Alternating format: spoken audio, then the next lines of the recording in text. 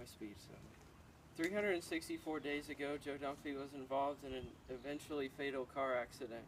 June 27th, 2015 was a perfect day, almost too perfect. It was a scene out of the movies. Joe went to the theater with his grandparents and met me at Chestatee Golf Club for an afternoon round. The warm sun and cool breeze accompanied two best buds playing the greatest game on earth.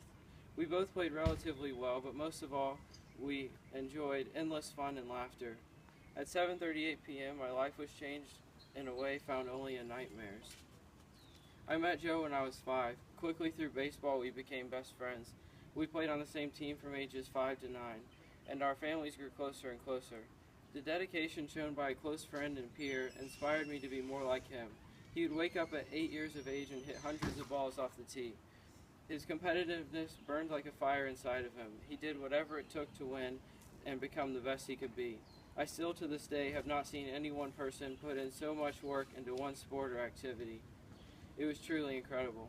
Shortly thereafter, his passion for baseball transformed into a passion for golf.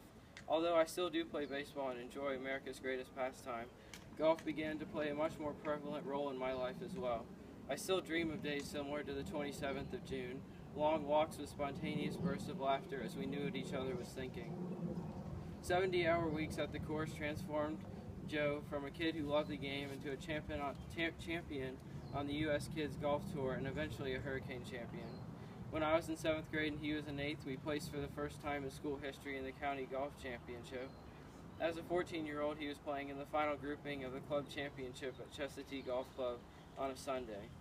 His incredible hard work and love for the game showed me that hard work does pay off. He was on track to be the most accomplished North Forsyth High School golfer in school history and possibly play D1 golf. Even as he was much more accomplished than me, he still cared for me in ways no friend had ever done before.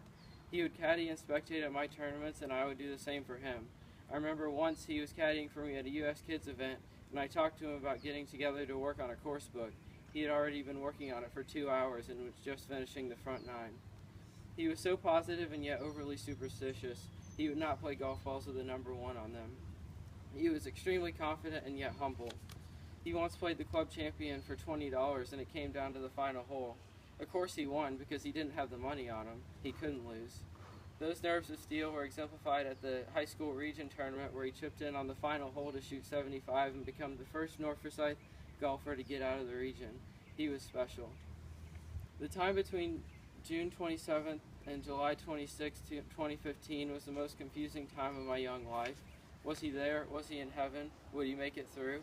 I began to question God's plan for my life and Joe's life. I simply didn't really understand the concept of death, especially at such an age. After a month of fighting, Joe succumbed to his head trauma, but was still able to donate 5 other organs to people in need. He passed as a sponsored golfer by Cobra, a prodigy in the North Forsyth community, but most of all, the greatest person I have ever known in terms of both morals and talent. I would be extremely blessed if my kids turn out just like him. His aura was unmistakable.